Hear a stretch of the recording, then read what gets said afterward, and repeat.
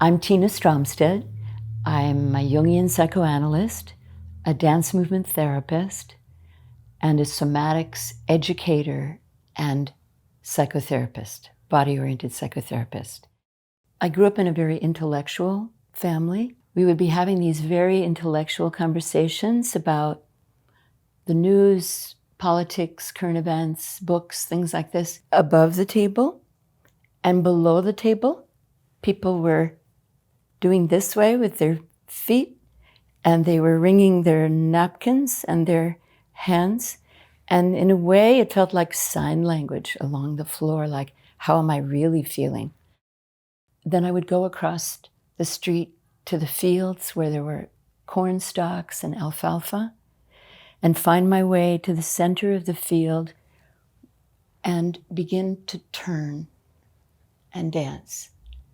And at that time, as a little child, I didn't know anything about the Sufi dancers or Rumi or anything like that. I found that much later.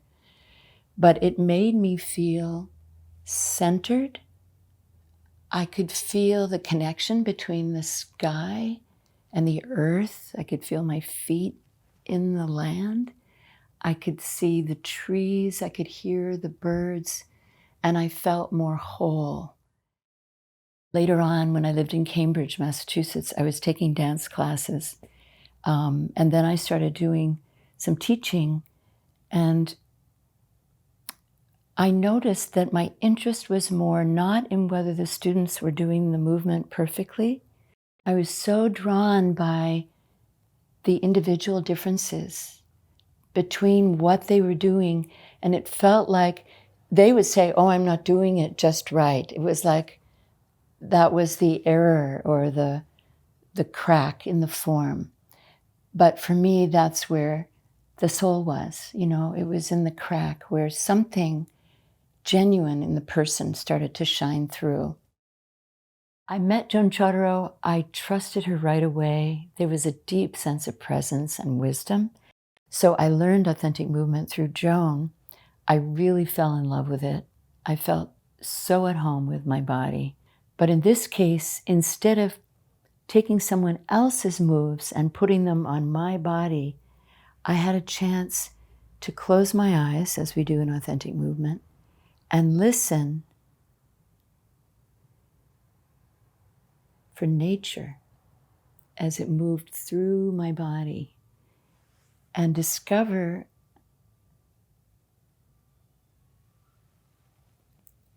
what it was that was in me that wanted to come forward. It was a way to help make the invisible more visible, the unconscious more conscious. I think of the self, let's say, like an orchestra, you know, so we have the high, fast violins, the nervous system, the thinking, and, you know, if we drop a little lower, you know, we get into maybe the muscles, you know, the guitars, you know, more into the guts, maybe the deeper resonating cellos, into the hips and the bones, the bass, the drums, the rhythm.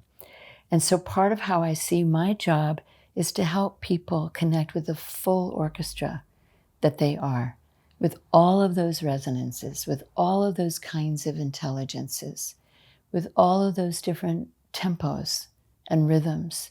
So they have a lot more resilience, flexibility, sense of agency I can do in my life rather than hopelessness or I have only a few choices. Many people come with mental, psychological, emotional abuse, sexual abuse, physical abuse, these things that the body remembers that often we dissociate from. So we split off and go into thinking instead of feeling. And the body becomes scary because it's the home of memory. It's the home of emotion. Everything is there. So when you welcome it, we often do it in a titrated, like medicine, bit by bit, not everything all at once. In the old days, we were really into catharsis. When I was studying at Esalen back in the 70s and the 80s, we were banging on pillows and getting really good at primal scream and doing everything full out. And then we learned that we needed to really listen to some of the subtleties of the movement, and that we could go full out, but not all at once, because people had defenses for genius reasons, ways that they inhibited themselves to survive.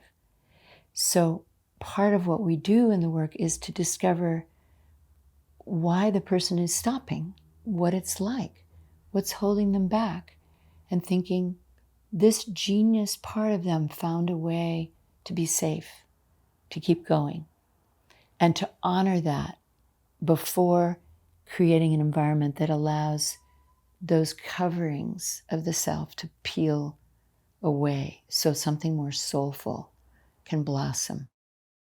We often call it dance movement therapy. And so sometimes when people call me, they say, I know you do this stuff with the body and the psyche and the spirit, but I'm not a dancer.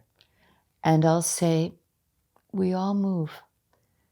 Everything from as small as the breath and the pulse in the body. If we're alive, we're in movement. I'm living my dream. We're here. We're doing the laying on of hands. We're singing over the bones. We're dancing together. We're making art. This is what I was made to do. And I dance in between patients. So I'll put on some music and shake it out. I might splash water on my face. I might sing something. I might roll on the ground. I often sit quietly before and after. Finding that center also takes me back to my turning in the fields as a child, that still point in the center of the whirling dance, and how they dance together, how much they need each other, and how it connects us to all of life and very deeply to the sacred dimension and the beauty and life of nature.